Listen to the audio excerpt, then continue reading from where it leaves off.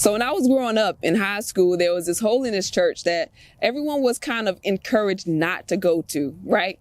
But as the rebellious teenager that I was back in the day, I went ahead and decided that I was going to go to this holiness church after all. So I get there and everything is cool at the beginning. Everything is pretty normal. And then eventually people started shouting and dancing and falling on the floor and all of this good stuff. I'm not sure if there was deliverance that took place. I don't remember it. But I do remember feeling like, this is what they were talking about. This is why I'm not supposed to be here. What is happening, right? What is going on? And as soon as there was a clearance down the middle aisle, I made sure that I made my way to the door to go outside, out of the church, and I never went back to the church. Made me question, what if there is more to God than what I know at the moment? Hence, I was not even born again, but there was still a desire for me to know more of God. I was hungry for him. And the tradition that I was receiving from that particular Baptist church, I mean, how many Sundays must I hear about heaven and hell? Like, okay, once I get born again, then what? Is there more to God than what I've been aware of? And that is the reason for this video for today. I have a question for you. You feel like God is calling you or has called you to go deeper in him, to learn more about him, to grow in him, to go from faith to faith, to learn more about him. Why are you scared?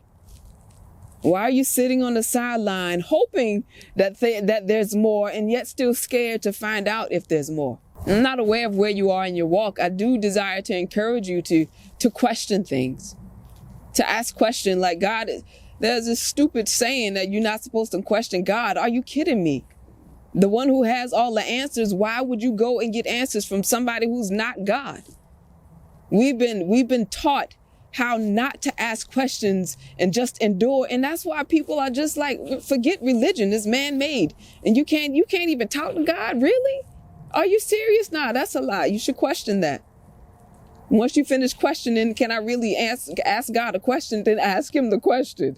Ask him the things that have been on your heart, that have been on your mind, things that have perplexed you, that you've been angry about, that you've been upset about. Some of you are upset about somebody dying because somebody said God took one of his angels. Listen, God doesn't need any more angels up in heaven. If he did, he could create them.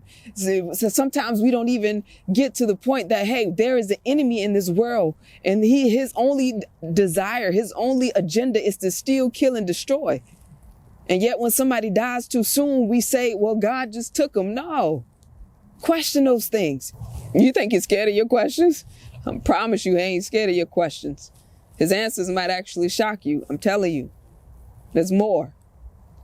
There's so much more. And it's necessary in this day and age for you to get more, for you to have more answers, for you to have more peace, for you to have more understanding. So you won't find yourself on the outside looking in thinking, I could have been in there. And I hope you get that reference. Well, that's my piece for today. I hope you guys have been having a great year so far. If you haven't, start over again today. There's sometimes when I wake up and a day hasn't been going the way that I planned, and I'll be like, you know what? Forget it. I'm starting over. It's a decision that you make. Sometimes your situation doesn't have to change. Sometimes it's just you that needs to change the perspective. All right, that's too much, too deep. All right, y'all. This is Monica Harrison, One Word Productions. Love you guys. Peace.